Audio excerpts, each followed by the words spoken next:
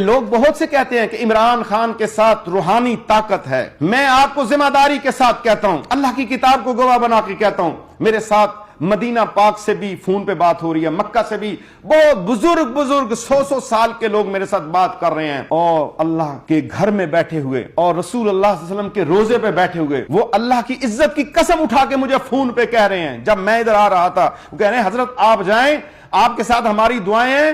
اور ایک بزرگ تو انہوں نے مجھے یہ کہا کہ میں رات مدینہ پاک کے اندر سویا ہوا تھا اور نبی پاک صلی اللہ علیہ وسلم مجھے خواب کے اندر آئے. وہ بزرگ بیان کرتے ہیں, میں نے خواب نہیں دیکھا. وہ کہہ رہے ہیں کہ نبی پاک صلی اللہ علیہ وسلم ارشاد فرما رہے ہیں پاکستان کے اوپر سب سے بڑا فتنہ عمران ہے, اور عمران خان جتنی دفعہ بھی میرے روزے پہ آیا میں نے اپنا رخ اس سے موڑ لیا, ہمیں کوئی خطرہ نہیں ہے پاکستان کو. وہ بزرگ کہتے ہیں کہ رسول اللہ صلی اللہ علیہ وسلم نے فرمایا ہے پاکستان کو کوئی خطرہ نہیں ہے, کوئی دھمکی نہیں ہے, یہ سراسر جھوٹا ہے, نفاق ہے, اور اس کی ساری بات جو ہے یہ غلط ہے. کوئی پاکستانی اس کی بات پر توجہ نہ دے, اور کوئی روحانی طاقت اس کے ساتھ نہیں.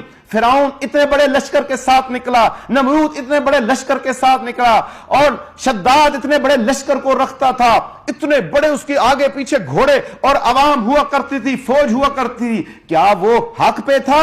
طاقت حق پر نہیں ہوتی. میرے آقا صلی اللہ علیہ وسلم 313 اصحاب کو لے کر گئے تھے, لیکن حق پہ تھے اور فتح انہیں ملی تھی, کیونکہ اس نے پاکستان کے اندر آ کے اودم مچا دیا ہے. پاکستان کے اداروں کو اس نے جو ہے انگلی پر نچانے کی کوشش کی ہے. یہ پاکستان کی افواج حرمین شریفین کی حفاظت کے لیے ہے, یہ پاکستان کی افواج ہماری سرحدوں کی حفاظت کے لیے ہے. افواج پاکستان ڈھال ہے, افواج پاکستان ہمارا لباس ہے. آج ہم راتوں کو سوتے ہیں تو پھر کیوں سوتے ہیں؟ بڑے آرام سے سوتے ہیں کہ بھائی ہم پہ حملہ نہیں ہوگا, کیونکہ ہمارے پاسبان کھڑے ہیں. سب سے بڑا ہمارا نگہبان اللہ ہے, اور یہ اللہ کی فوج ہے.